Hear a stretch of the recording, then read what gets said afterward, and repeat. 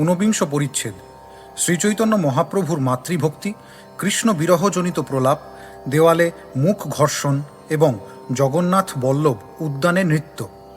শ্রীল ভক্তিবিনোদ ঠাকুর তার অমৃত প্রবাহ ভাষ্যে ঊনবিংশ পরিচ্ছেদের কথাসারে বলেছেন, মাতৃভক্তির দ্বারা অনুপ্রাণিত হয়ে শ্রীচৈতন্য মহাপ্রভু প্রতি বৎসর জগদানন্দ পণ্ডিতকে প্রসাদী বস্ত্র ও মিষ্টান্ন দিয়ে শ্রী নবদ্বীপে পাঠাতেন। জগদানন্দ পণ্ডিত সেইভাবে 1 বছর নবদ্বীপ গিয়ে অদ্বৈত আচার্য লিখিত তরজা প্রহেলি নিয়ে এলেন। তা পাঠ করে মহাপ্রভুর দশা বৃদ্ধি পেতে লাগল এবং ভক্তরা বিচার করতে লাগলেন যে মহাপ্রভু বুঝি শীঘ্রই অপ্রকট হবেন। শ্রীচৈতন্য মহাপ্রভুর অবস্থা এমন হলো যে রাত্রিতে মুখ ঘর্ষণ করায় প্রভুর ক্ষতাঙ্গে রক্তপাত হতে লাগল। তা নিবারণ করার জন্য স্বরূপ দামোদর গোস্বামী শঙ্কর পণ্ডিতকে রাত্রে শ্রী চৈতন্য মহাপ্রভুর ঘরে থাকতে বলেছিলেন। কোনো সময় বৈশাখী পূর্ণিমার রাত্রে শ্রী জগন্নাথ বল্লভ উদ্যানে প্রবেশ করে শ্রী চৈতন্য মহাপ্রভু নানা ভাব প্রকাশ করতে করতে অশোক বৃক্ষের তলায় হঠাৎ কৃষ্ণকে দর্শন করলেন। তাতে তিনি কৃষ্ণের অঙ্গগন্ধে উন্মত্ত হয়ে ভাব প্রকাশ করতে লাগলেন। শ্লোক 1। অনুবাদ: যিনি মাতৃভক্ত শিরোমণি এবং প্রলাপ করতে করতে গৃহভিত্তিতে মুখ ঘর্ষণ করেছিলেন এবং যিনি কৃষ্ণ প্রেম লালসা প্রদর্শন করার জন্য জগন্নাথ বল্লভ রূপ মধুদ্যানে লীলা করেছিলেন, সেই কৃষ্ণ চৈতন্যকে আমি বন্দনা করি। শ্লোক 2। জয় জয় শ্রীচৈতন্য, জয় নিত্যানন্দ, জয়া দ্বৈত চন্দ্র, জয় গৌর ভক্তবৃন্দ। শ্লোকার্থ: শ্রী চৈতন্য মহাপ্রভুর জয়, শ্রীমন নিত্যানন্দ প্রভুর জয়, শ্রী অদ্বৈত আচার্যের জয় এবং শ্রীচৈতন্য মহাপ্রভুর সমস্ত ভক্তবৃন্দের জয়। শ্লোক 3। এই মতো মহাপ্রভু কৃষ্ণ প্রেমাবেশে উন্মাদ প্রলাপ করে রাত্রি দিবসে। 3। শ্লোকার্থ: এইভাবে কৃষ্ণ প্রেমাবেশে শ্রীচৈতন্য মহাপ্রভু দিন রাত উন্মাদের মতো প্রলাপ করতেন। শ্লোক 4। প্রভুর অত্যন্ত প্রিয় পণ্ডিত জগদানন্দ, যাহার চরিত্রে প্রভু পায়েন আনন্দ। 4। শ্লোকার্থ: শ্রীচৈতন্য মহাপ্রভুর অত্যন্ত প্রিয় ছিলেন জগদানন্দ পণ্ডিত, যার কার্যকলাপে মহাপ্রভু অত্যন্ত আনন্দ লাভ করতেন। শ্লোক 5। প্রতি বৎসর প্রভু তারে পাঠান নদিয়াতে, বিচ্ছেদ দুঃখিতা জানি জননী আশ্বাসিতে। 5। শ্লোকার্থ: তার বিচ্ছেদে তার জননীকে অত্যন্ত দুঃখিতা জেনে তাকে আশ্বাস দেওয়ার জন্য প্রতি বৎসর শ্রী চৈতন্য মহাপ্রভু জগদানন্দ পণ্ডিতকে নবদ্বীপে পাঠাতেন। শ্লোক 6। নদিয়া চলহ মাতারে কহিহ নমস্কার, আমার নামে পাদপদ্ম ধরিহ তাহার। 6। শ্লোকার্থ: শ্রীচৈতন্য মহাপ্রভু জগদানন্দ পণ্ডিতকে বলেছিলেন, তুমি নদিয়ায় যাও এবং আমার মাকে আমার প্রণতি নিবেদন করো, আর আমার নামে তুমি তার পাদপদ্ম স্পর্শ করো। শ্লোক 7। কহিহ তাহারে তুমি করহ স্মরণ, নিত্য আসি আমি তোমার বন্দিয়ে চরণ। 7। শ্লোকার্থ: আমার হয়ে তাকে বলো, তুমি আমাকে স্মরণ করো, তাই আমি প্রতিদিন তোমার কাছে এসে তোমার শ্রী পাদপদ্ম বন্দনা করি। শ্লোক 8। যেদিনে তোমার ইচ্ছা করাইতে ভোজন, সেদিনে আসি অবশ্য করিয়ে ভক্ষণ। 8। শ্লোকার্থ: যেদিন তোমার আমাকে খাওয়াতে ইচ্ছা হয়, সেদিন অবশ্যই আমি এসে তোমার দেওয়া খাদ্যদ্রব্য ভক্ষণ করি। শ্লোক 9। তোমার সেবা ছাড়ি আমি করিলু সন্ন্যাস, বাউল হয়া আমি কইলু ধর্মনাশ। 9। শ্লোকার্থ: তোমার সেবা ছেড়ে আমি সন্ন্যাস গ্রহণ করেছি, বাতুল হয়ে আমি ধর্মনাশ করেছি। শ্লোক 10। এই অপরাধ তুমি না লইহ আমার, তোমার অধীন আমি পুত্র সে তোমার। 10। শ্লোকার্থ: মা, তুমি দয়া করে আমার এই অপরাধ নিও না, তোমার পুত্র আমি সম্পূর্ণরূপে তোমার অধীন। শ্লোক 11। নীলাচলে আছি আমি তোমার আজ্ঞাতে, যাবৎ জীব তাবৎ আমি নারিব ছাড়িতে। 11। শ্লোকার্থ: তোমার আদেশে আমি নীলাচলে আছি, যতদিন আমি বেঁচে থাকব ততদিন আমি এই স্থান ছেড়ে যাব না। শ্লোক 12। গোপ লীলায় পাইলা যেই প্রসাদ বসনে, মাতারে পাঠান তাহা পুরীর বচনে। 12। শ্লোকার্থ: পরমানন্দ পুরীর নির্দেশ অনুসারে শ্রীচৈতন্য মহাপ্রভু তার মাকে শ্রী জগন্নাথ দেবের গোপলীলার প্রসাদী বসন পাঠালেন। শ্লোক 13। জগন্নাথের উত্তম প্রসাদ আনিয়া যতনে, মাতারে পৃথক পাঠান আর ভক্তগণে। 13। শ্লোকার্থ। জগন্নাথ দেবের অতি উত্তম প্রসাদ এনে অতি যত্ন সহকারে তিনি পৃথকভাবে তার মাকে এবং নদিয়ায় তার ভক্তদের পাঠিয়েছিলেন। শ্লোক 14। মাতৃভক্তগণের প্রভু হন শিরোমণি, সন্ন্যাস করিয়া সদা সেবেন জননী। 14। শ্লোকার্থ। শ্রীচৈতন্য মহাপ্রভু সমস্ত মাতৃভক্তদের শিরোমণি। সন্ন্যাস গ্রহণ করা সত্ত্বেও তিনি সর্বদা তার জননীর সেবা করেছিলেন। শ্লোক 15। জগদানন্দ নদিয়া গিয়া মাতারে মিলিলা, প্রভুর যত নিবেদন সকল কহিলা। 15। শ্লোকার্থ। জগদানন্দ পণ্ডিত নদিয়ায় গিয়ে শচী মাতার সঙ্গে সাক্ষাৎ করলেন এবং শ্রীচৈতন্য মহাপ্রভুর সমস্ত কথা তাকে বললেন। শ্লোক 16। আচার্যাদি ভক্তগণে মিলিলা প্রসাদ দিয়া, মাতা ঠাই আজ্ঞা লইলা মাসেক রহিয়া। 16। শ্লোকার্থ। তারপর তিনি অদ্বৈত আচার্য প্রমুখ সমস্ত ভক্তদের সঙ্গে সাক্ষাৎ করলেন এবং তাদের জগন্নাথ প্রসাদ দিলেন। সেখানে 1 মাস থাকার পর তিনি জগন্নাথপুরীতে ফিরে যাবার জন্য শচী মাতার কাছে বিদায় চাইলেন। শ্লোক 17। আচার্যের ঠাঁই গিয়া আজ্ঞা মাগিলা, আচার্য গোসাই প্রভুরে সন্দেশ কহিলা। 17। শ্লোকার্থ। তারপর তিনি অদ্বৈত আচার্যের কাছে গিয়ে তার অনুমতি চাইলেন এবং তখন অদ্বৈত আচার্য প্রভু শ্রীচৈতন্য মহাপ্রভুকে দেওয়ার জন্য একটি সংবাদ তাকে দিলেন। শ্লোক 18। তর্জা প্রহেলি আচার্য কহেন ঠারে ঠোরে, প্রভু মাত্র বুঝেন কেহ বুঝিতে না পারে। 18। শ্লোকার্থ। হেয়ালি করে তর্জার আকারে ইঙ্গিতে অদ্বৈত আচার্য প্রভু সেই সংবাদটি দিয়েছিলেন, যা কেবল শ্রীচৈতন্য মহাপ্রভুই বুঝতে পেরেছিলেন, অন্য কেউ বুঝতে পারেননি। শ্লোক 19 থেকে 21। প্রভুরে কহিহ আমার কোটি নমস্কার, এই নিবেদন তার চরণে আমার। 19। বাউলকে কহিহ লোক হইল বাউল, বাউলকে কহিহ হাটে না বিকায় চাউল। 20। বাউলকে কহিহ কাজে নাহিক আউল, বাউলকে কহিহ ইহা কহিয়াছে বাউল। 21। শ্লোকার্থ। অদ্বৈত আচার্য প্রভু বলেছিলেন, শ্রীচৈতন্য মহাপ্রভুর শ্রী পাদপদ্মে আমার কোটি কোটি প্রণতি নিবেদন করো। উন্মাদের মতো আচরণ করছেন যে শ্রীচৈতন্য মহাপ্রভু তাকে জানাবে যে সকলেই তার মতো উন্মাদ হয়ে গেছে। তাকে আরও জানাবে যে বাজারে আর চাল বিক্রি হচ্ছে না। যারা কৃষ্ণ প্রেমে উন্মত্ত হয়েছে তাদের আর জড় বিষয়ের প্রতি কোনো আসক্তি নেই। কৃষ্ণ প্রেমোন্মত্ত শ্রীচৈতন্য মহাপ্রভুকে বলো যে তারই মতো প্রেমোন্মত্ত অদ্বৈত আচার্য তাকে এ কথা বলেছে। শ্লোক 22। এত শুনি জগদানন্দ হাসিতে লাগিলা, নীলাচলে আসি তবে প্রভুরে কহিলা। 22। শ্লোকার্থ। অদ্বৈত আচার্যের প্রহেলিকা পূর্ণ এই তর্জা শুনে জগদানন্দ পণ্ডিত হাসতে লাগলেন এবং নীলাচলে পৌঁছে তিনি সে কথা শ্রীচৈতন্য মহাপ্রভুকে বললেন। শ্লোক 23। তর্জা শুনি মহাপ্রভু ঈষৎ হাসিলা, তার যেই আজ্ঞা বলি মৌন ধরিলা। 23। শ্লোকার্থ। সেই তর্জা শুনে শ্রীচৈতন্য মহাপ্রভু ঈষৎ হাসলেন এবং তার যেই আজ্ঞা বলে মৌন অবলম্বন করলেন। শ্লোক 24। জানিয়াও স্বরূপ গোসাই প্রভুরে পুছিল, এই তর্জার অর্থ বুঝিতে নারিল। 24। শ্লোকার্থ। সেই তর্জার অর্থ বুঝতে না পারা সত্ত্বেও স্বরূপ দামোদর গোস্বামী শ্রীচৈতন্য মহাপ্রভুকে বললেন, এই শ্লোকটির অর্থ কি তা আমি বুঝতে পারলাম না। শ্লোক 25। প্রভু কহেন আচার্য হয় পূজক প্রবল, আগম শাস্ত্রের বিধি বিধানে কুশল। 25। শ্লোকার্থ। শ্রীচৈতন্য মহাপ্রভু তখন তাকে বললেন, শ্রী অদ্বৈত আচার্য ভগবানের মহান পূজক এবং বৈদিক শাস্ত্রের বিধিবিধান অনুশীলনে তিনি অত্যন্ত পারদর্শী। শ্লোক 26। উপাসনা লাগি দেবের করেন আবাহন, পূজা লাগি কতকাল করেন নিরোধন। 26। শ্লোকার্থ। ভগবানের উপাসনা করার জন্য তিনি ভগবানকে আহ্বান করেন এবং তার আরাধনা করার জন্য তিনি তাকে কিছুকাল ধরে রাখেন। শ্লোক 27। পূজা নির্বাহন হইলে পাছে করেন বিসর্জন, তর্জার না জানি অর্থ কি বা তার মন। 27। শ্লোকার্থ। তারপর পূজা হয়ে গেলে ভগবানের বিগ্রহ বিসর্জন দেন, এই তর্জার অর্থ আমি জানি না এবং তার মনে যে কি আছে তাও আমি জানি না। শ্লোক 28। মহাযোগেশ্বর আচার্য তর্জাতে সমর্থ, আমিহ বুঝিতে নারী তর্জার অর্থ। 28। শ্লোকার্থ। শ্রী অদ্বৈত আচার্য মহাযোগেশ্বর, তর্জা লিখতে তিনি অত্যন্ত পারদর্শী, তর্জার অর্থ আমিও বুঝতে পারি না। শ্লোক 29। শুনিয়া বিস্মিত হইলা সব ভক্তগণ, স্বরূপ গোসাই কিছু হইলা বিমন।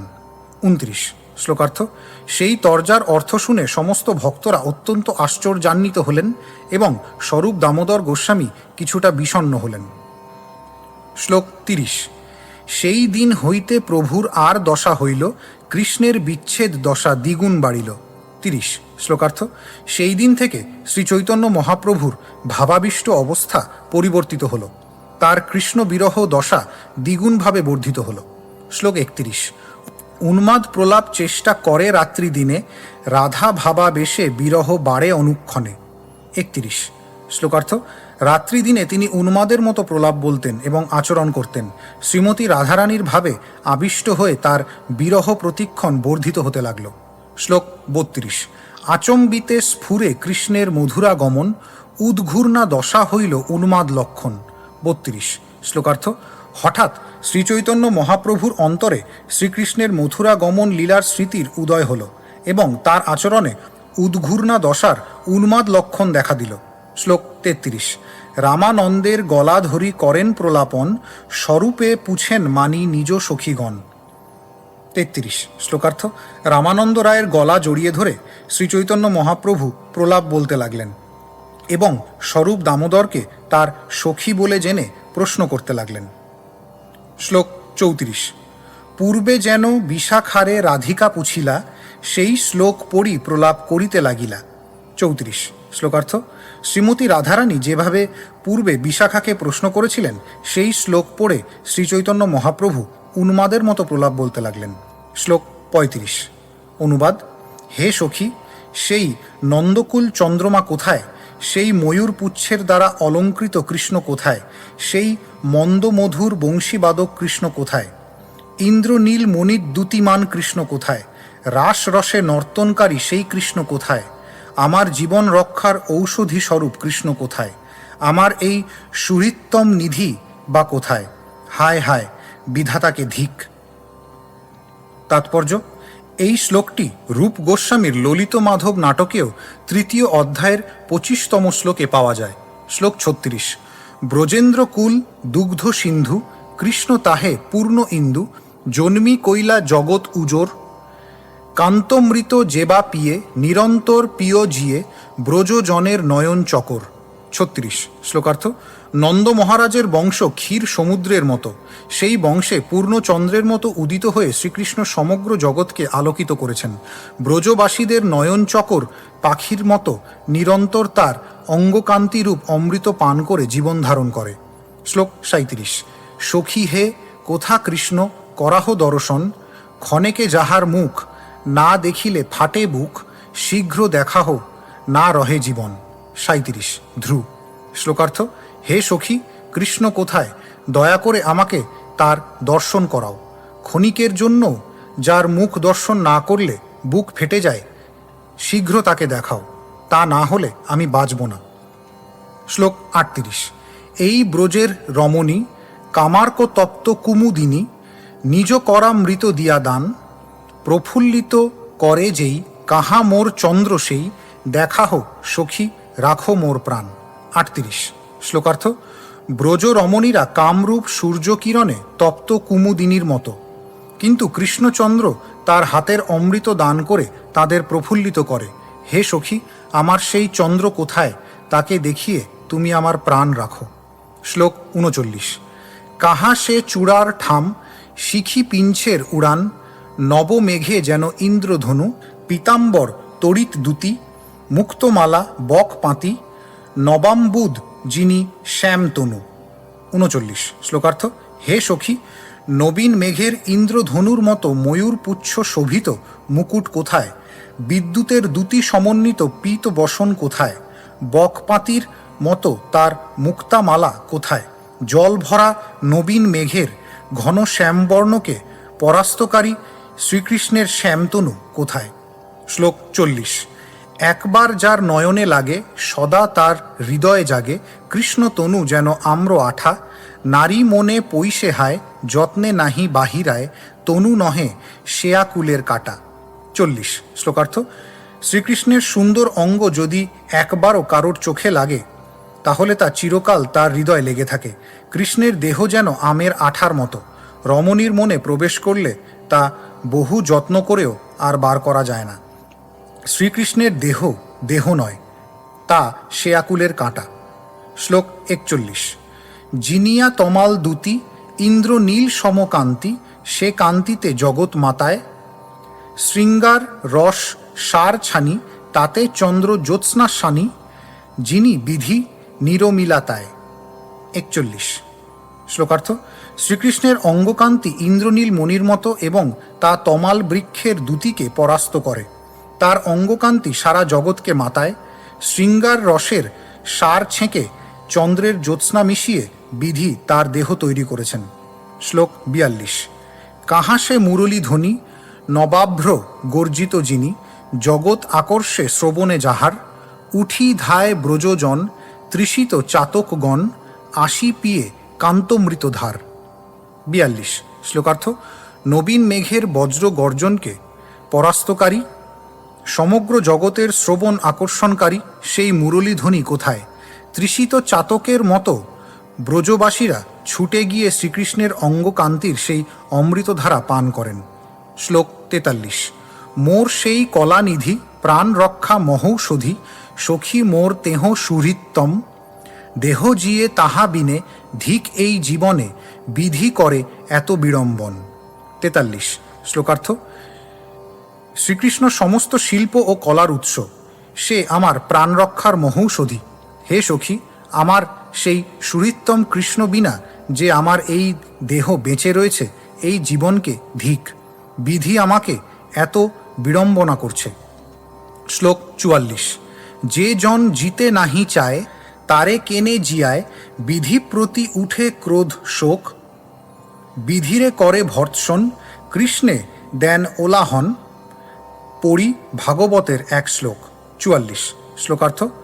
বিধির প্রতি শোক মিশ্রিত ক্রোধ প্রকাশ করে তিনি বললেন, যে বাঁচতে চায় না তাকে কেন বিধি বাঁচিয়ে রাখে।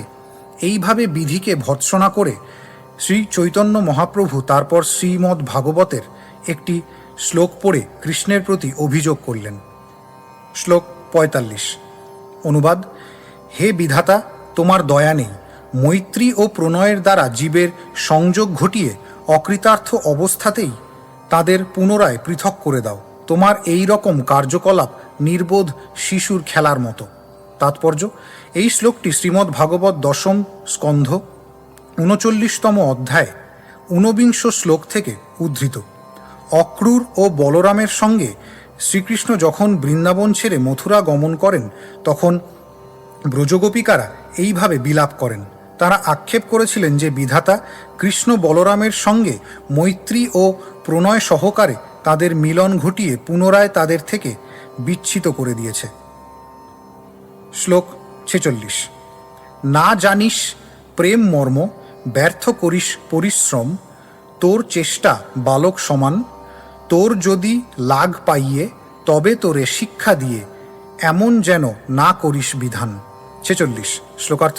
বিধাতা, তুই প্রেমের মর্ম জানিস না এবং তাই তোর সমস্ত পরিশ্রমই বৃথা। তোর কার্যকলাপ একটি নির্বোধ বালকের মতো।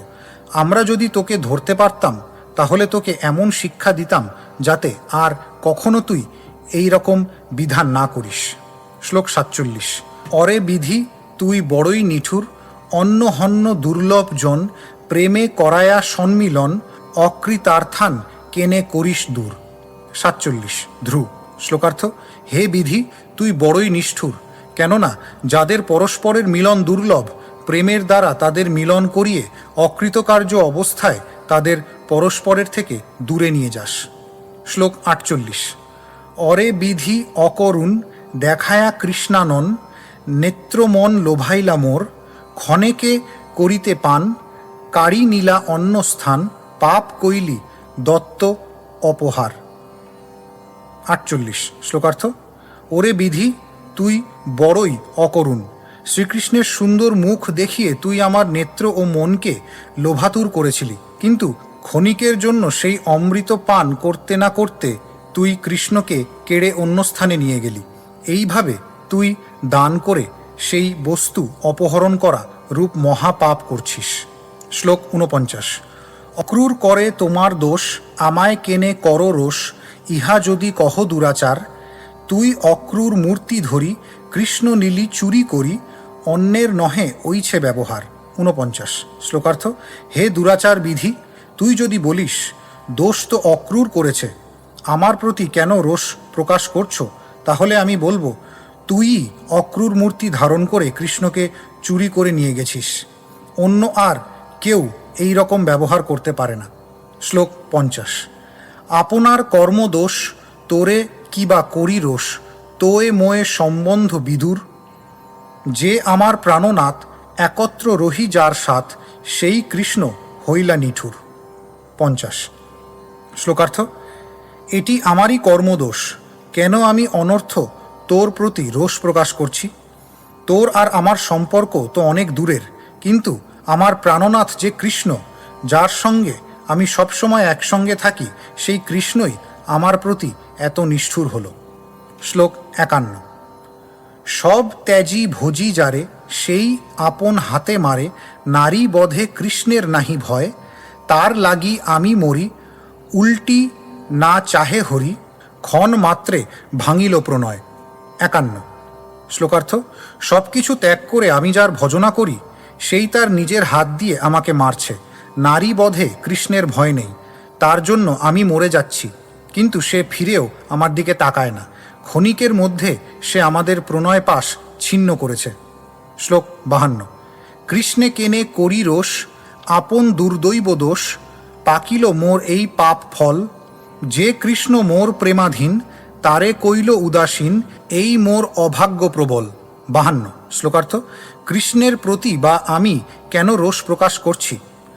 এটি তো আমার নিজেরই দুর্দৈবের ফল, আমার পাপকর্মের ফল পরিপক্ক হয়েছে, এবং তাই যে কৃষ্ণ চিরকাল আমার প্রেমাধীন ছিল, সে এখন আমার প্রতি উদাসীন হয়েছে, তার ফলে বোঝা যায় যে আমার দুর্ভাগ্য অত্যন্ত প্রবল। শ্লোক 53। এই মতো গৌর রায় বিষাদে করে হায় হায়, হা হা কৃষ্ণ তুমি গেলা কতি, গোপী ভাব হৃদয়ে তার বাক্যে বিলাপয়ে, গোবিন্দ দামোদর মাধবেতি। 53 শ্লোকার্থ। এইভাবে গভীর বিষাদে শ্রী চৈতন্য মহাপ্রভু বিলাপ করতে লাগলেন, হা হা কৃষ্ণ তুমি কোথায় চলে গেছো। গোপীভাব হৃদয়ে নিয়ে তাদের বাক্যে শ্রী চৈতন্য মহাপ্রভু বিলাপ করে বলতে লাগলেন, হে গোবিন্দ, হে দামোদর, হে মাধব। শ্লোক 54। তবে স্বরূপ রাম রায় করি নানা উপায়, মহাপ্রভুর করে আশ্বাসন, গায়েন সঙ্গম গীত, প্রভুর ফিরাইলা চিত, প্রভুর কিছু স্থির হইল মন। 54 শ্লোকার্থ। তখন স্বরূপ দামোদর এবং রামানন্দ রায় শ্রী চৈতন্য মহাপ্রভুকে আশ্বাস দেবার জন্য নানা রকম উপায় স্থির করলেন। তারা রাধাকৃষ্ণের সঙ্গম বর্ণনাকারী গীত গাইতে লাগলেন এবং তার ফলে শ্রী চৈতন্য মহাপ্রভুর মন কিছুটা স্থির হল। শ্লোক 55। এই মতো বিলোপিতে অর্ধরাত্রি গেল, গম্ভীরাতে স্বরূপ গোসাই প্রভুরে শোয়াইল। 55 শ্লোকার্থ। এইভাবে অর্ধরাত্রি পর্যন্ত শ্রীচৈতন্য মহাপ্রভু বিলাপ করলেন এবং তারপর স্বরূপ দামোদর গোস্বামী তাকে গম্ভীরা নামক কক্ষে শোয়ালেন। শ্লোক 56। প্রভুরে শোয়ায়া রামানন্দ গেলা ঘরে, স্বরূপ গোবিন্দ শুইলা গম্ভীরার দ্বারে। 56 শ্লোকার্থ। শ্রীচৈতন্য মহাপ্রভুকে শয়ন করিয়ে রামানন্দ রায় ঘরে ফিরে গেলেন এবং স্বরূপ দামোদর ও গোবিন্দ গম্ভীরার দ্বারে শুলেন। শ্লোক 57। প্রেমাবেশে মহাপ্রভুর গর গর মন, নাম সংকীর্তন করি করেন জাগরণ। 57 শ্লোকার্থ। প্রেমাবেশে উদ্বেলিত অন্তরে শ্রীচৈতন্য মহাপ্রভু সংকীর্তন করে সারা রাত জেগে কাটালেন। শ্লোক 58। বিরহে ব্যাকুল প্রভু উদ্বেগে উঠিলা, গম্ভীরার ভিত্তে মুখ ঘষিতে লাগিলা। 58 শ্লোকার্থ। কৃষ্ণ বিরহে ব্যাকুল হয়ে শ্রীচৈতন্য মহাপ্রভু এতই উদ্বিগ্ন হয়েছিলেন যে তিনি উঠে গম্ভীরার দেওয়ালে মুখ ঘষতে লাগলেন। শ্লোক 59। মুখে গণ্ডে নাকে ক্ষত হইল অপার, ভাবাবেশে না জানেন প্রভু পরে রক্তধার। 59 শ্লোকার্থ। তার মুখে, গালে ও নাকে গভীর ক্ষত হলো এবং সেই ক্ষত থেকে রক্ত পড়তে লাগলো, কিন্তু ভাবাবেশে শ্রীচৈতন্য মহাপ্রভু তা বুঝতে পারলেন না। শ্লোক 60। সর্বরাত্রি করেন ভাবে মুখ সংঘর্ষণ, গো গো শব্দ করেন স্বরূপ শুনিলা তখন। 60 শ্লোকার্থ। ভাবাবেশে শ্রীচৈতন্য মহাপ্রভু সারা রাত দেওয়ালে মুখ ঘষতে লাগলেন এবং গো গো শব্দ করতে লাগলেন, তখন স্বরূপ দামোদর গোস্বামী তা শুনতে পেলেন। শ্লোক 61। দীপ জালি ঘরে গেলা দেখি প্রভুর মুখ, স্বরূপ গোবিন্দ দুহার হইল বড় দুঃখ। 61। শ্লোকার্থ। একটি প্রদীপ জেলে স্বরূপ দামোদর ও গোবিন্দ ঘরে গিয়ে শ্রীচৈতন্য মহাপ্রভুর মুখ দেখলেন এবং তাদের মনে অত্যন্ত গভীর দুঃখ হল। শ্লোক 62। প্রভুরে শয্যাতে আনি সুস্থির করাইলা, কাহে কইলা এই তুমি স্বরূপ পুছিলা। 62। শ্লোকার্থ। শ্রীচৈতন্য মহাপ্রভুকে তারা বিছানায় এনে সুস্থির করালেন এবং তারপর স্বরূপ দামোদর তাকে জিজ্ঞাসা করলেন, আপনি কেন এরকম করলেন? শ্লোক 63। প্রভু কহেন উদ্বেগে ঘরে না পারি রহিতে, দ্বার চাহি বুলি শীঘ্র বাহির হইতে। 63। শ্লোকার্থ। শ্রীচৈতন্য মহাপ্রভু উত্তর দিলেন, উদ্বেগে অস্থির হয়ে আমি আর ঘরে থাকতে পারছিলাম না, আমি ঘর থেকে বার হবার জন্য দরজা খুঁজছিলাম। শ্লোক 64। দ্বার নাহি পায়া মুখ লাগে চারি ভিতে, ক্ষত হয় রক্ত পড়ে না পাই যাইতে। 64। শ্লোকার্থ।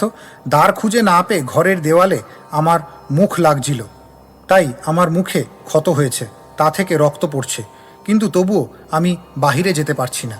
শ্লোক 65। উন্মাদ দশায় প্রভুর স্থির নহে মন, যেই করে যেই বলে সব উন্মাদ লক্ষণ। 65। শ্লোকার্থ।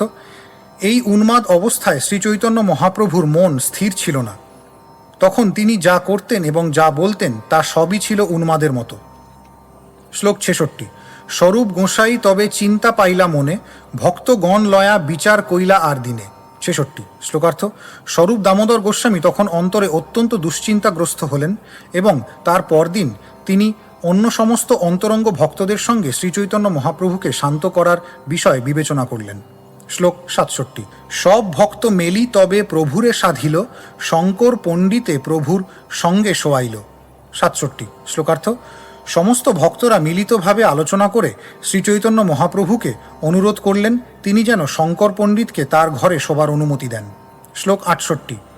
প্রভু পাদতলে শঙ্কর করেন শয়ন, প্রভু তার উপর করেন পাদ প্রসারণ। 68। শ্লোকার্থ। শ্রীচৈতন্য মহাপ্রভুর পায়ের তলায় শঙ্কর পণ্ডিত শয়ন করতেন এবং শ্রীচৈতন্য মহাপ্রভু তার গায়ের উপর পা রাখতেন। শ্লোক 69। প্রভু পাদ পাধান বলি তার নাম হইল, পূর্বে বিদুরে যেন শ্রীশুক বর্ণিল। 69। শ্লোকার্থ। সেই থেকে শঙ্কর পণ্ডিতের নাম হল শ্রীচৈতন্য মহাপ্রভুর পায়ের বালিশ। তিনি ছিলেন বিদুরের মতো, ঠিক যেভাবে শ্রীল সুখদেব গোস্বামী পূর্বলীলায় বর্ণনা করেছেন। শ্লোক 70। অনুবাদ। সহস্র শীর্য পুরুষ শ্রীকৃষ্ণের পায়ের বালিশ স্বরূপ বিনীত বিদুর যখন এই কথা বলেছিলেন, তখন মৈত্রেয় মুনি ভগবত কথায় আনন্দবশত রোমাঞ্চিত হয়ে বলতে লাগলেন। তাৎপর্য। এই শ্লোকটি শ্রীমদ্ ভাগবত 3য় স্কন্ধ 13 অধ্যায় 5ম শ্লোক থেকে উদ্ধৃত। শ্লোক 71। শঙ্কর করেন প্রভুর পাদ সম্বাহন, ঘুমায়া পড়েন তৈছে করেন শয়ন। 71। শ্লোকার্থ। শঙ্কর পণ্ডিত শ্রীচৈতন্য মহাপ্রভুর পাদ সম্বাহন করতেন এবং মহাপ্রভু যখন ঘুমিয়ে পড়তেন তখন তিনি শয়ন করতেন। শ্লোক 72। উঘাড় অঙ্গে পড়িয়া শঙ্কর নিদ্রা যায়, প্রভু উঠি আপন কাঁথা তাহারে জড়ায়। 72। শ্লোকার্থ। শঙ্কর গা না ঢেকে নিদ্রা যেতেন এবং শ্রীচৈতন্য মহাপ্রভু উঠে তার নিজের কাঁথা তার গায়ে জড়িয়ে দিতেন। শ্লোক 73। নিরন্তর ঘুমায় শঙ্কর শীঘ্র চেতন, বসি পাদ চাপি করে রাত্রি জাগরণ। 73। শ্লোকার্থ।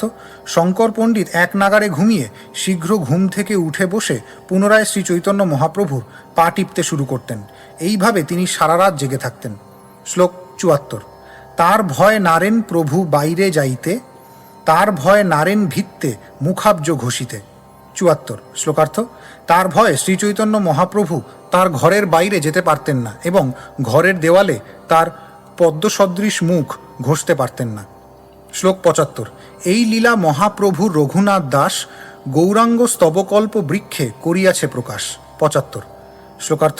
শ্রীচৈতন্য মহাপ্রভুর এই লীলা রঘুনাথ দাস গোস্বামী তার গৌরাঙ্গ স্তবকল্প বৃক্ষ নামক গ্রন্থে বর্ণনা করেছেন। শ্লোক 76। অনুবাদ। শ্রীচৈতন্য মহাপ্রভু তার প্রাণসদৃশ বৃন্দাবনের অসংখ্য সখাদের বিরহে উন্মাদের মতো প্রলাপ বলতেন। তার বুদ্ধি বিকল হয়েছিল।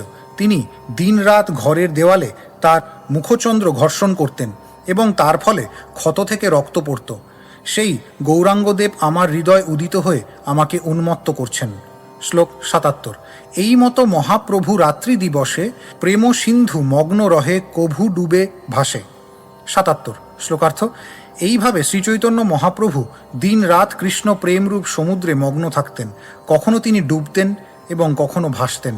শ্লোক ৭৮। এককালে বৈশাখের পৌর্ণমাসী দিনে রাত্রিকালে মহাপ্রভু চলিলা উদ্যানে। ৭৮ শ্লোকার্থ। একদিন বৈশাখের পূর্ণিমার দিনে রাত্রিবেলা শ্রী চৈতন্য মহাপ্রভু উদ্যানে গিয়েছিলেন। শ্লোক ৭৯। জগন্নাথ বল্লভ নাম উদ্যান প্রধানে প্রবেশ করিলা প্রভু লয়া ভক্তগণে। ৭৯ শ্লোকার্থ। শ্রীচৈতন্য মহাপ্রভু তার ভক্তদের নিয়ে জগন্নাথ বল্লভ নামক অতি সুন্দর এক উদ্যানে প্রবেশ করলেন। শ্লোক ৮০। প্রফুল্লিত বৃক্ষ বল্লী যেন বৃন্দাবন, সুখ সারি পিক ভৃঙ্গ করে আলাপন।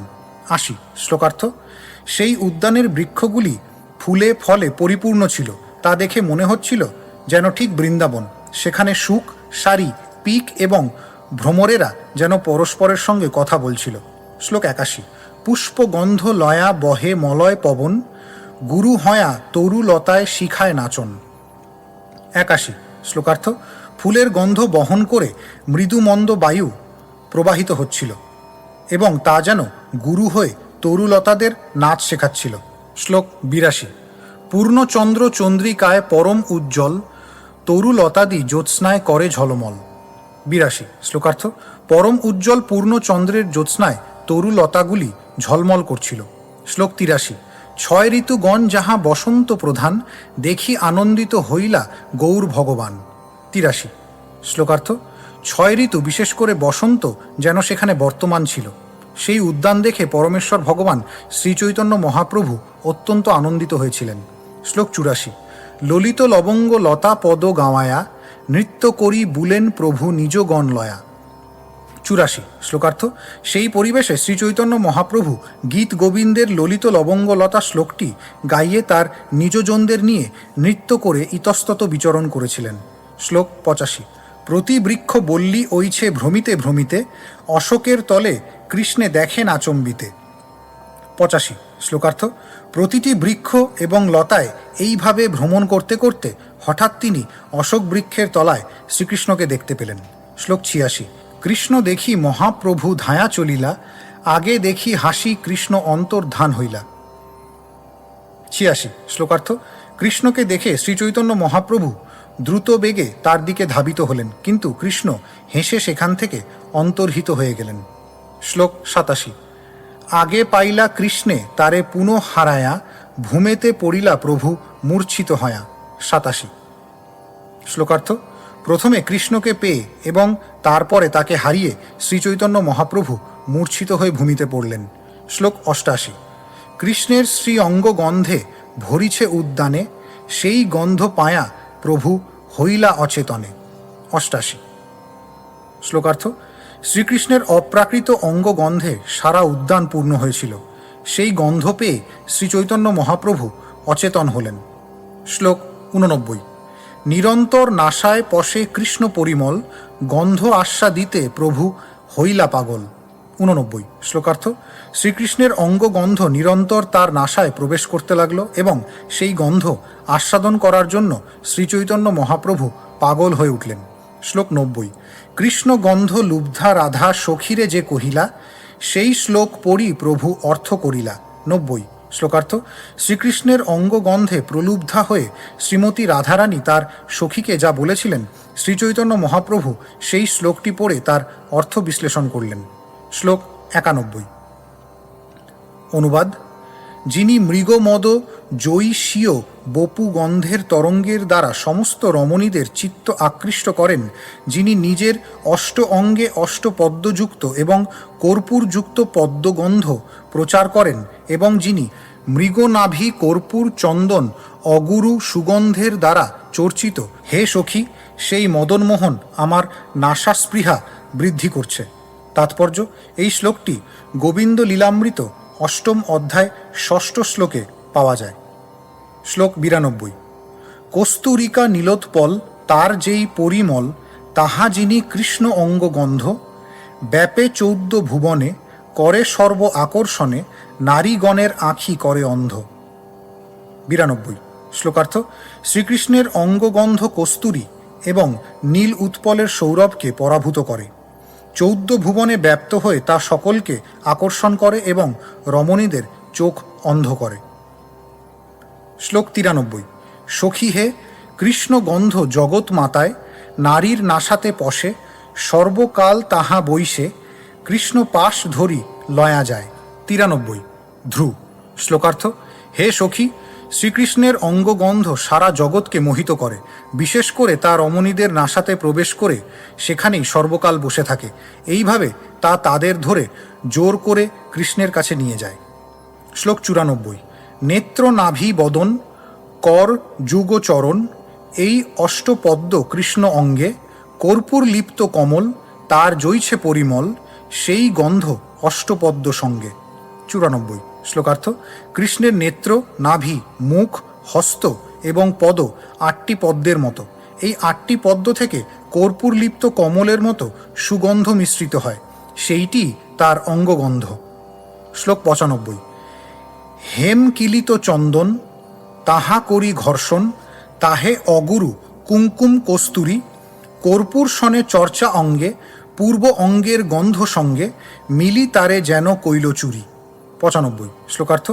শ্বেত চন্দন ঘষে তার সঙ্গে অগুরু, কুমকুম, কস্তুরী এবং কর্পূর মিশিয়ে যখন শ্রীকৃষ্ণের অঙ্গে প্রলেপ দেওয়া হয় তা কৃষ্ণের অঙ্গগন্ধের সঙ্গে মিশ্রিত হয় এবং তখন মনে হয় তা কৃষ্ণের অঙ্গগন্ধ চুরি করে নিয়েছে।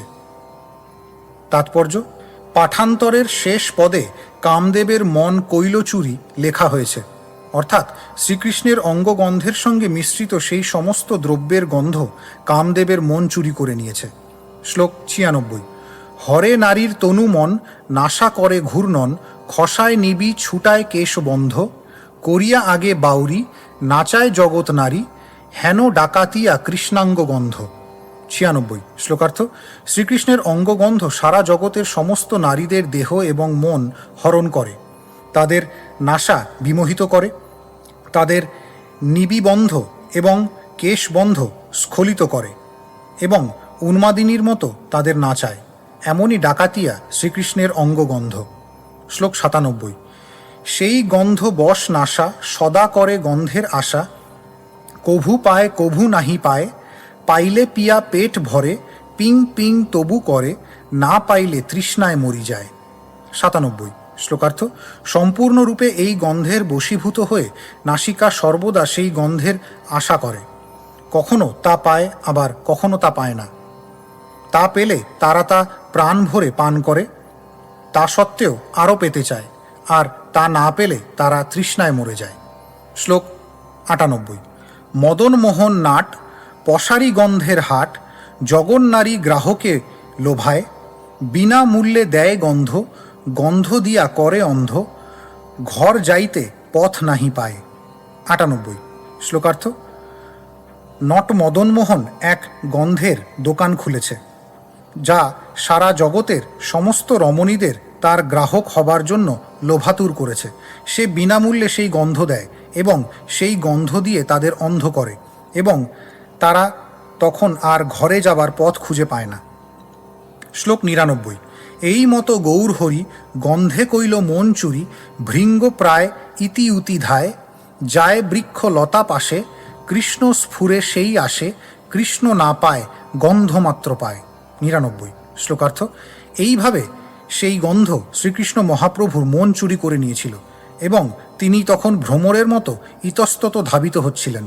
কৃষ্ণকে দেখতে পাবার আশায় তিনি বৃক্ষলতার কাছে ছুটে যাচ্ছিলেন, কিন্তু তিনি শ্রীকৃষ্ণকে খুঁজে পাচ্ছিলেন না, কেবল তার অঙ্গগন্ধ পাচ্ছিলেন।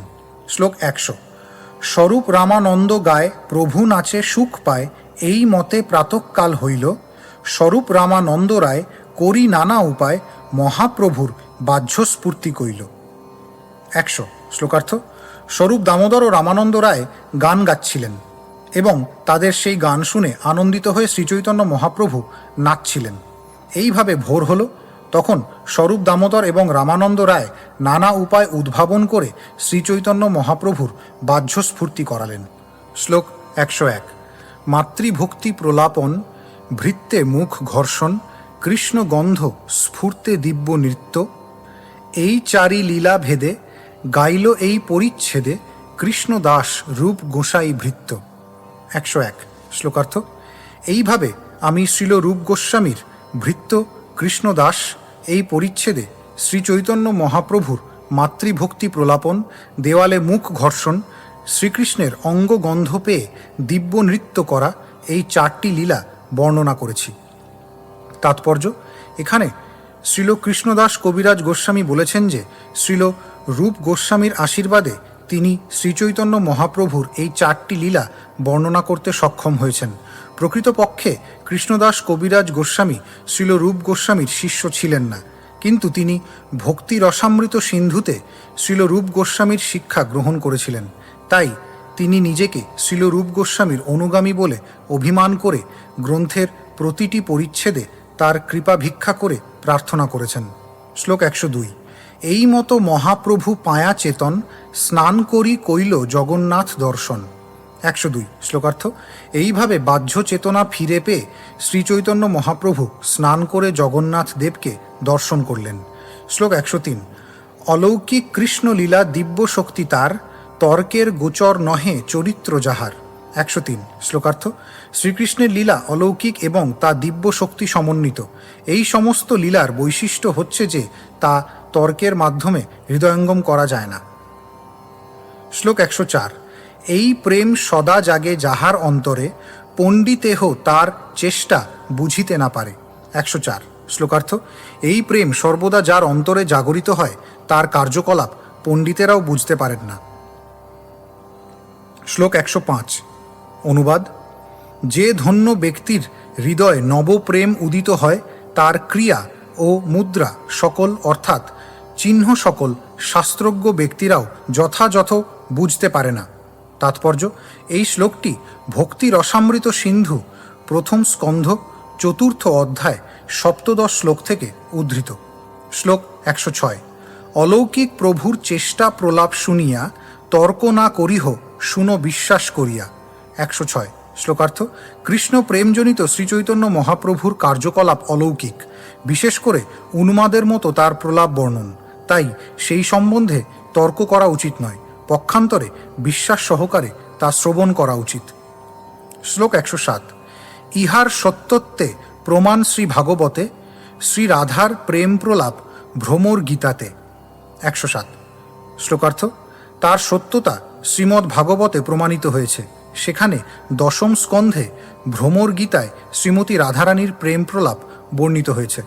তাৎপর্য: উদ্ভব যখন শ্রীকৃষ্ণের বার্তা বহন করে গোপীদের কাছে আসেন, তখন গোপীরা শ্রীকৃষ্ণের কথা বলতে বলতে ক্রন্দন করতে শুরু করেন। কোনো এক বিশেষ গোপী একটি ভ্রমরকে দেখে শ্রীকৃষ্ণের অত্যন্ত প্রিয় বলে মনে করে তার উদ্দেশ্যে উন্মাদিনীর মতো প্রলাপ বলতে শুরু করেন।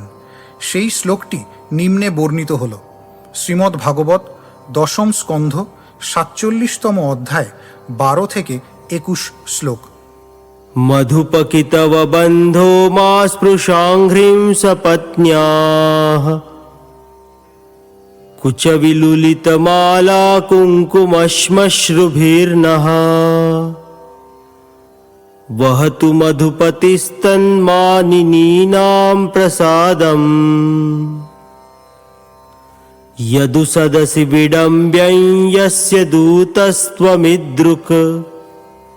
হে ভ্রমর, তুমি কৃষ্ণ এবং উদ্ভবের অত্যন্ত ধূর্ত মিত্র। তুমি সকলের পাদস্পর্শ করতে অত্যন্ত দক্ষ, কিন্তু আমি তোমার নমস্কারে প্রসন্ন হব না। মনে হচ্ছে তুমি শ্রীকৃষ্ণের কোনো বান্ধবীর বক্ষে বসেছিলে, কেননা আমি তোমার শ্মশ্রু প্রান্তে কুমকুমের চিহ্ন দেখতে পাচ্ছি। কৃষ্ণ এখন মথুরায় তার বান্ধবীদের তোষামোদ করতে অত্যন্ত ব্যস্ত, তাই এখন তাকে মাথুর বান্ধব, মথুরাবাসীদের বন্ধু বলা যায়। এখন আর তার ব্রজবাসীদের সাহায্যের প্রয়োজন নেই, এখন আর তার গোপীদের তুষ্ট করার কোনো কারণ নেই। যেহেতু তুমি তার দূত, এখানে তোমার উপস্থিতির কি প্রয়োজন? তোমার জন্য শ্রীকৃষ্ণ এ সভায় লজ্জা পাবে। শ্রীকৃষ্ণ গোপীদের মনে কিভাবে আঘাত দিয়েছেন, যার ফলে তারা তাকে তাদের মন থেকে দূর করে দিতে চান, তার উত্তর নিম্নে দেওয়া হয়েছে। स्वकृदधरसुधां स्वां मोहिनीं पाययित्वा सुमनसैव सद्यस्तत्यजेस्मान् भवादृक् परिचरति कथं तत्पादपद्मं तु पद्मा ह्यपिबत हृतचेता उत्तमश्लोकजल्पैः। কৃষ্ণ আর আমাদের তার অধরের সুধা দান করে না, পক্ষান্তরে সে এখন সেই অমৃত মথুরার রমণীদের দান করে। কৃষ্ণ আমাদের মন আকর্ষণ করে, আর সে ঠিক তোমারই মতো একটি ভ্রমরের মতো, কেননা সে একটি সুন্দর ফুল পরিত্যাগ করে অন্য একটি নিকৃষ্ট ফুলে গমন করে। এইভাবে কৃষ্ণ আমাদের সঙ্গে আচরণ করেছে। আমি জানি না লক্ষ্মী দেবী কেন শ্রীকৃষ্ণের পাদপদ্ম ত্যাগ না করে যত্ন সহকারে সেবা করেন। মনে হয় তিনি কৃষ্ণের মিথ্যা বাক্যে বিশ্বাস করেন। আমরা গোপীরা কিন্তু লক্ষ্মীর মতো নির্বোধ নই। ভ্রমরের মধুর গান শুনে এবং সে যে তার সন্তুষ্টি বিধানের জন্য কৃষ্ণের গুণগান করছে তা বুঝতে পেরে সেই গোপীটি উত্তর দিলেন, किमिह बहुषडङ्घ्रे गायसि त्वं यदूनाम् अधिपतिमण्डूहाणाम् अग्रतो नः पुराणम् विजयसखसखीनां गीयतां तत्प्रसङ्गः क्षपितकुचरुजस्ते कल्पयन्तीष्टमीष्टाः। হে ভ্রমর, এখানে কৃষ্ণের কোনো বাসস্থান নেই, কিন্তু আমরা তাকে যদুপতি বলে জানি। আমরা তাকে খুব ভালোভাবে জানি এবং তাই তার গুণগান আর আমরা শুনতে চাই না। যারা এখন কৃষ্ণের অত্যন্ত প্রিয় তাদের কাছে গিয়ে তুমি এই গান শোনাও। মথুরায় রমণীরা এখন কৃষ্ণের আলিঙ্গন লাভ করার সৌভাগ্য অর্জন করেছে। এখন তারা তার অত্যন্ত প্রিয় এবং তাই সে তাদের বক্ষের তাপ উপশম করেছে। তুমি যদি সেখানে গিয়ে সেই সৌভাগ্যবতী রমণীদের তোমার গান শোনাও, তাহলে তারা অত্যন্ত আনন্দিত হবে এবং তোমাকে সম্মানিত করবে। दिवि भुवि च रसायाङ्का स्त्रियस्तद्दुरापाः कपटरुचिरहासभ्रूविजृम्भस्य याः स्युः चरणरज उपास्ते यस्तभूतिर्वयङ्का अपि च कृपणपक्षे ह्युत्तमश्लोकशब्दः। হে মধুপ, গোপীদের না দেখতে পেয়ে কৃষ্ণ নিশ্চয়ই অত্যন্ত ব্যথিত হয়েছে। আমাদের লীলাবিলাসের কথা স্মরণ করে সে নিশ্চয়ই অত্যন্ত ব্যাকুল হয়েছে। তাই আমাদের সন্তুষ্টি বিধানের জন্য সে দূত রূপে তোমাকে পাঠিয়েছে। এ কথা তুমি আমাদের কাছে বলো না। স্বর্গ, মর্ত এবং পাতালের যত নারী আছে তারা সকলেই কৃষ্ণের প্রাপ্য, কেননা তার বঙ্কিম ভ্রুযুগল এবং মধুর হাস্য অত্যন্ত আকর্ষণীয়। লক্ষ্মী দেবী পর্যন্ত সর্বদা তার সেবা করেন। লক্ষ্মী দেবীর তুলনায় আমরা অতি সামান্য। প্রকৃতপক্ষে আমরা কিছুই নই। কৃষ্ণ অত্যন্ত কপট হলেও অত্যন্ত বদান্য। তুমি তাকে বলো যে সে দীনজনের প্রতি অত্যন্ত কৃপাময় বলে উত্তম শ্লোক নামে তার পরিচয়। विसृज शिरसि पादं वेद्म्यहं चाटुकारैः अनुनय विदुषस्तेभ्येत्य दौत्यैर्मुकुन्दात् स्वकृत इह विसृष्टापत्यपत्यन्यलोका व्यसृजदकृतचेताः किन्नु सन्धेयमस्मिन्। তুমি আমার পায়ে এসে পড়েছ যেন আমার পূর্বকৃত অপরাধের জন্য ক্ষমা চাইছ। আমার পা থেকে তুমি সরে যাও। আমি জানি যে মুকুন্দ তোমাকে এইভাবে মিষ্ট বাক্যের দ্বারা প্রার্থনা করতে এবং দূতের কাজ করতে শিখিয়েছে। হে ভ্রমর, আমি বুঝতে পারছি যে তা চতুরতা। তুমি বলতে যেও না মুকুন্দের কি দোষ। আমি জানি যে তুমি অত্যন্ত খল। আমরা আমাদের পতি পুত্র পরলোক ধর্ম পরিত্যাগ করে কৃষ্ণের সেবা করার ব্রত গ্রহণ করেছি এবং তার সেবা ছাড়া আর আমাদের অন্য কোনো কাজ নেই। কিন্তু তা সত্ত্বেও অসংযত চিত্ত কৃষ্ণ অনায়াসে আমাদের ভুলে গেছে। তাই আমরা আর তার সঙ্গে কথা বলতে চাই না, তার সঙ্গে সম্পর্কের কথা আমরা ভুলে যেতে চাই। মৃগয়ুরিব কপীন্দ্রং বিব্যধে লুব্ধধর্মা স্ত্রিয়মকৃতবিরূপাং স্ত্রীজিতঃ কাময়ানাম বলিমপি বলিমত্বাবেষ্টয়ধ্বাংশবদ্যস তদলমসিতসখ্যৈর্দুস্ত্যজস্তৎকথার্থঃ। হে ভ্রমর, আমরা যখন কৃষ্ণের পূর্বজন্মের কথা স্মরণ করি তখন আমাদের মনে ভীষণ ভয় হয়। রাম অবতারে সে ব্যাধের মতো অন্যায়ভাবে তার বন্ধু বালিকে বধ করেছিল। কামার্তা শূর্পনখা যখন তার তৃপ্তি সাধনের জন্য তার কাছে এসেছিল তখন সীতা দেবীর প্রতি অত্যন্ত আকৃষ্ট রামচন্দ্র শূর্পনখার নাক কেটে দেন। বামন অবতারে বলি মহারাজের কাছ থেকে পূজা গ্রহণ করার ছলে তার সমস্ত সম্পদ প্রতারণা করে নিয়ে নেন। বামনদেব বলি মহারাজকে ধরেছিলেন ঠিক যেভাবে মানুষ কাক ধরে। হে ভ্রমর, এরকম ব্যক্তির সঙ্গে বন্ধুত্ব স্থাপন করা ভালো নয়। আমি জানি যে কৃষ্ণের কথা একবার বলতে শুরু করলে তা বন্ধ করা অত্যন্ত কঠিন এবং আমি স্বীকার করি যে তার কথা বলা বন্ধ করতে আমি অক্ষম। यदनुचरितलीलाकर्णपीयूषविप्रुट् सकृददनविधूतद्वन्द्वधर्मा विनष्टाः सपदि गृहकुटुम्बन्दीनमुत्सृज्य दीना बहव इह विहङ्गाभिक्षुचर्याञ्चरन्ति। কৃষ্ণ কথা এতই বলবান যে তা ধর্ম, অর্থ, কাম এবং মোক্ষ এই চতুর্বর্গকে ধ্বংস করে। কেউ যদি অল্প মাত্রায় কৃষ্ণ কথা পান করে তাহলে সে সমস্ত জড় আসক্তি এবং মাৎসর্য থেকে মুক্ত হয়। পাখিদের যেমন জীবন ধারণের কোনো সংস্থান থাকে না, এই ধরনের মানুষেরাও তেমন ভিক্ষাবৃত্তি অবলম্বন করেন। তাদের কাছে গৃহস্থালির কার্যকলাপ দুঃখময় বলে মনে হয় এবং আসক্তিরহিতভাবে তারা হঠাৎ সব কিছু পরিত্যাগ করেন। এই প্রকার ত্যাগের জীবন যদিও অত্যন্ত আকর্ষণীয়, কিন্তু আমরা নারী বলে তা গ্রহণ করতে অসমর্থ।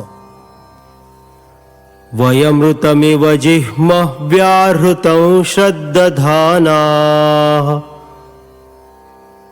कुलिकरुतमिवाज्ञाः कृष्णवध्वो हिरण्यः ददृशुरसकृदे तत्तन्नखस्पर्शतीव्रस्मररुज उपमन्त्रिन् भाण्यतामन्यवार्ता। হে দূত, আমি একটি নির্বোধ পাখির মতো যে ব্যাধের মধুর সঙ্গীত শুনে সরলভাবে তা বিশ্বাস করে এবং তারপর হৃদয়ে বাণবিদ্ধ হয়ে নানা প্রকার যন্ত্রণা ভোগ করে। কৃষ্ণের কথায় বিশ্বাস করে আমরা গভীর বেদনা ভোগ করেছি। কৃষ্ণের নখস্পর্শে আমরা সুতীব্র মদনপীড়া ভোগ করেছি। সে আমাদের নানাভাবে বেদনা দিয়েছে। তাই তার কথা না বলে তুমি অন্য কিছু বলো। শ্রীমতী রাধারানীর এই সমস্ত উক্তি শ্রবণ করে ভ্রমর সেখান থেকে চলে যায় এবং তারপর আবার ফিরে আসে। একটু বিচার করে সেই গোপী তখন বলেন, प्रियसख पुनरागाः प्रेयसा प्रेषितः किम् वरय किमनुरुन्धे माननीयोऽसि मेऽङ्ग नयसि कथमिहास्मान् दुस्त्यजद्वन्द्वपार्श्वम् सततमुरुसि सौम्य श्रीर्वधुः साकमास्ते। তুমি কৃষ্ণের প্রিয় সখা এবং তার আদেশে তুমি আবার এখানে ফিরে এসেছ। তাই হে সর্বশ্রেষ্ঠ দূত, তুমি আমার পূজনীয়। তুমি আমাকে বলো তোমার কি প্রার্থনা, তুমি কি চাও। শ্রীকৃষ্ণ কখনো যুগল প্রেম ছাড়বে না এবং তাই আমি বুঝতে পারছি যে তুমি আমাদের তার কাছে নিয়ে যাওয়ার জন্য এসেছ। কিন্তু তুমি তা করবে কি করে? আমরা জানি যে বহু লক্ষ্মী দেবী এখন শ্রীকৃষ্ণের বক্ষে বিলাস করেন। এবং তারা নিরন্তর আমাদের থেকেও ভালোভাবে তার সেবা করছেন।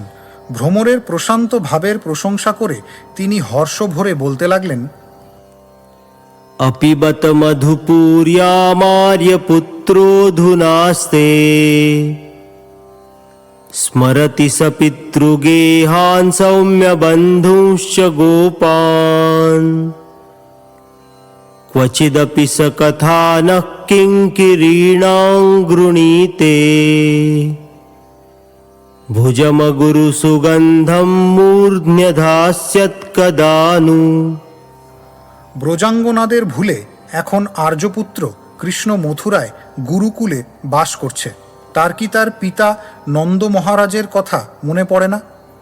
আমরা সকলে তার দাসী ছিলাম, আমাদের কথা কি তার মনে পড়ে না? সে কি কখনো আমাদের কথা বলে, নাকি সে আমাদের সম্পূর্ণভাবে ভুলে গেছে? সে কি কখনো আমাদের ক্ষমা করবে এবং অগুরুর গন্ধে সুগন্ধিত তার হস্ত দিয়ে আমাদের মস্তক স্পর্শ করবে? শ্লোক 108। মহিষীর গীত যেন দশমের শেষে, পণ্ডিতে না বুঝে তার অর্থ বিশেষে। 108 শ্লোকার্থ। শ্রীমদ্ ভাগবতের দশম স্কন্ধের শেষে যে দ্বারকা মহিষীদের গীত উল্লেখ করা হয়েছে তা বিশেষ অর্থব্যঞ্জক। বিদগ্ধ পণ্ডিতেরাও তার অর্থ বুঝতে পারেন না। তাৎপর্য: শ্রীমদ্ ভাগবতের দশম স্কন্ধের 90তম পরিচ্ছেদের 15 থেকে 24 শ্লোক নিম্নে বর্ণিত হল। कुररिविलपसि त्वं वीतनिद्रानशेषे स्वपिति जगति रात्र्यामीश्वरो गुप्तबोधः वयमिव सखि कच्चिदगाढनिर्भिन्नचेता नलिननयहासोदारलीलेक्षितेन। মহিষীরা নিরন্তর কৃষ্ণের চিন্তায় মগ্ন থাকতেন। জলক্রীড়ার পর তারা বললেন, হে সখী কুররি, কৃষ্ণ এখন ঘুমিয়ে রয়েছে, কিন্তু আমরা তার চিন্তায় জেগে রয়েছি।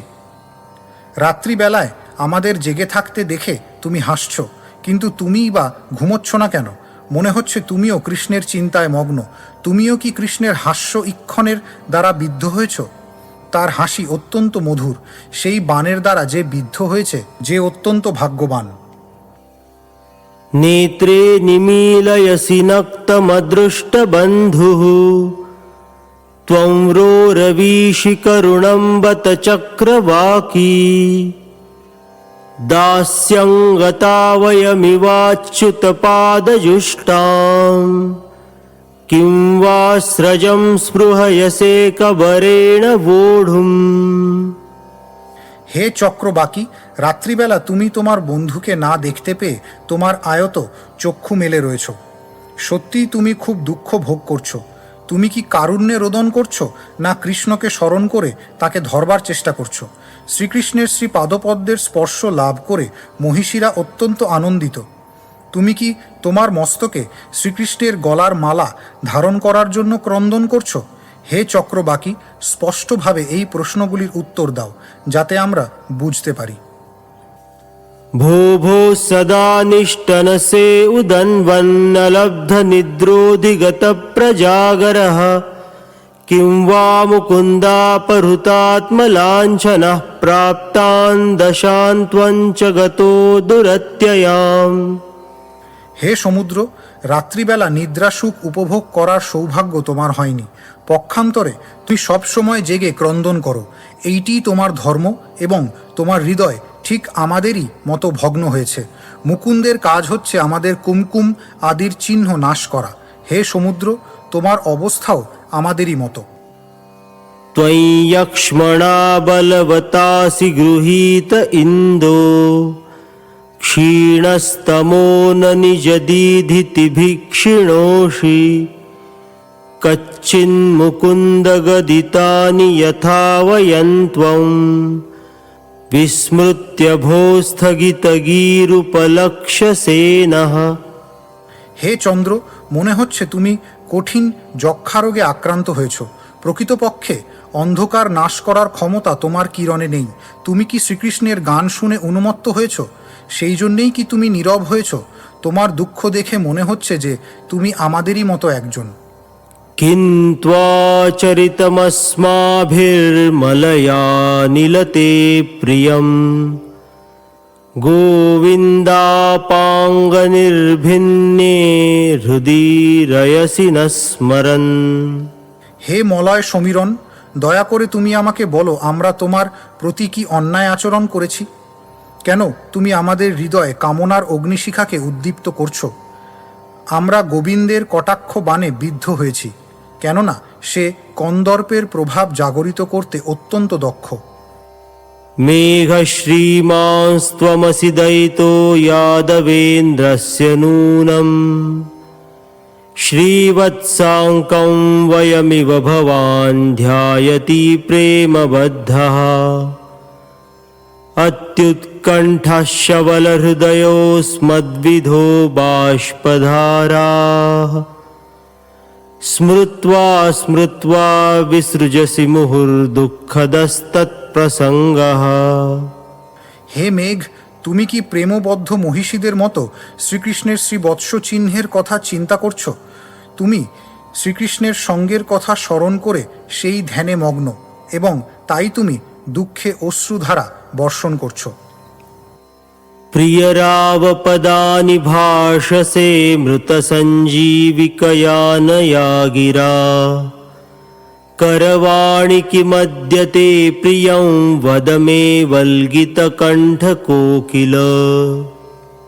হে কোকিল, তোমার কণ্ঠস্বর অত্যন্ত মধুর এবং তুমি অপরের অনুকরণে অত্যন্ত সুনিপুণ। তোমার কণ্ঠস্বর মৃত ব্যক্তিকে পর্যন্ত সঞ্জীবিত করতে পারে, তাই তুমি মহিষীদের বলো যে সুন্দরভাবে আচরণ করা তাদের কর্তব্য। न चलसि न वदस्युदारबुद्धे क्षितिधर चिन्तयसे महान्तमर्थम् अपि बत वसुदेवनन्दनाङ्घ्रिं वयमिव कामयसे स्तनैर्विधर्तुम्। হে উদার বুদ্ধি পর্বত, তুমি অচঞ্চল এবং মৌন, তুমি সর্বদাই মহৎ কার্য সম্পাদনের চিন্তায় মগ্ন।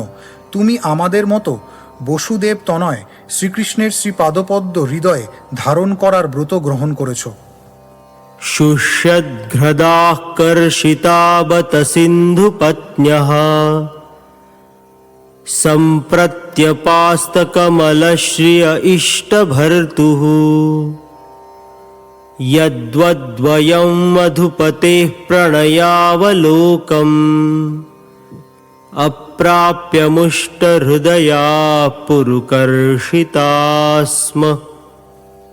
হে সিন্ধু পত্নী নদীগণ, আমরা দেখতে পাচ্ছি যে সিন্ধু তোমাদের সুখ দিচ্ছে না, তাই তোমরা শুকিয়ে গেছো এবং তোমাদের মধ্যে আর পদ্মের শোভা নেই। তারা কৃষ্ণাঙ্গ হয়েছে এবং সূর্যকিরণ সত্ত্বেও তারা আনন্দহারা। তেমনি মধুপতির প্রণয়রহিত হওয়ায় দীনা মহিষীদের হৃদয় শুষ্ক হয়েছে এবং তনু বিশীর্ণ হয়েছে। তোমরাও কি তেমন কৃষ্ণের প্রেম দৃষ্টি থেকে বঞ্চিত হবার ফলে শুষ্ক এবং শোভাহীন হয়ে গেছো? हंसस्वागतमास्यतां पिब पयो ब्रूह्यङ्गशौरेः कथाम् दूतं त्वान्नुविदाम कच्चिदजितस्वस्त्यास्त उक्तं पुरा किं वा नश्चलसौहृदः स्मरति तं कस्माद् भजामो वयम् क्षौद्रालापय कामदं श्रियमृते सैवैकनिष्ठा स्त्रियाम्। হে হংস, তুমি কত আনন্দ ভরে এখানে এসেছো। আমরা তোমাকে স্বাগত জানাই। আমরা তোমাকে সর্বদাই কৃষ্ণের দূত বলে জানি। এখন দুগ্ধ পান করতে করতে তুমি তার বার্তা বলো। কৃষ্ণ কি তোমাকে আমাদের সম্বন্ধে কিছু বলেছে? কৃষ্ণ সুখে আছে তো? আমরা তা জানতে চাই। সে কি আমাদের কথা মনে করে? আমরা জানি যে লক্ষ্মী দেবী একা তার সেবা করছে। আমরা কেবল কিঙ্করি, যে মিষ্টি কথা বলে কিন্তু আমাদের মনোবাসনা পূর্ণ করে না। কিভাবে আমরা তার পূজা করব? শ্লোক 109। মহাপ্রভু নিত্যানন্দ দোহার দাসের দাস, যারে কৃপা করেন তার হয় ইথে বিশ্বাস। 109। শ্লোকার্থ: কেউ যদি শ্রীচৈতন্য মহাপ্রভু ও শ্রীমন্নিত্যানন্দ প্রভুর দাসের দাস হন এবং তাদের কৃপা লাভ করেন, তারই কেবল এতে বিশ্বাস হয়। শ্লোক 110। শ্রদ্ধা করি শুনো ইহা শুনিতে মহাসুখ, খণ্ডিবে আধ্যাত্মিকাদি কুতর্কাদি দুঃখ। 110। শ্লোকার্থ: শ্রদ্ধা সহকারে এই সমস্ত বিষয় শোনো, কেননা তা শুনতে মহাসুখ। তা শোনার ফলে আধ্যাত্মিক, আধিভৌতিক ও আধিদৈবিক এবং কুতর্ক আদি সমস্ত দুঃখ দূর হবে। শ্লোক 111। চৈতন্য চরিতামৃত নিত্য নতুন, শুনিতে শুনিতে জুড়ায় হৃদয় শ্রবণ। 111। শ্লোকার্থ: শ্রীচৈতন্য চরিতামৃত নিত্য নতুন, সবসময় তা শুনলে হৃদয় এবং শ্রবণ জুড়িয়ে যায়। শ্লোক 112। শ্রীরূপ রঘুনাথ পদে যার আস, চৈতন্য চরিতামৃত কহে কৃষ্ণদাস। 112। শ্লোকার্থ: শ্রীল রূপ গোস্বামী এবং শ্রীল রঘুনাথ দাস গোস্বামীর শ্রীপাদপদ্মে আমার প্রণতি নিবেদন করে এবং তাদের কৃপা প্রার্থনা করে তাদের পদাঙ্ক অনুসরণ পূর্বক আমি কৃষ্ণদাস শ্রী চৈতন্য চরিতামৃত বর্ণনা করছি। ইতি শ্রী চৈতন্য মহাপ্রভুর মাতৃভক্তি, কৃষ্ণ বিরহজনিত প্রলাপ, দেওয়ালে মুখ ঘর্ষণ এবং জগন্নাথ বল্লভ উদ্যানে নৃত্য বর্ণনা করে শ্রী চৈতন্য চরিতামৃতের অন্তলীলার ঊনবিংশ পরিচ্ছেদের ভক্তি বেদান্ত তাৎপর্য।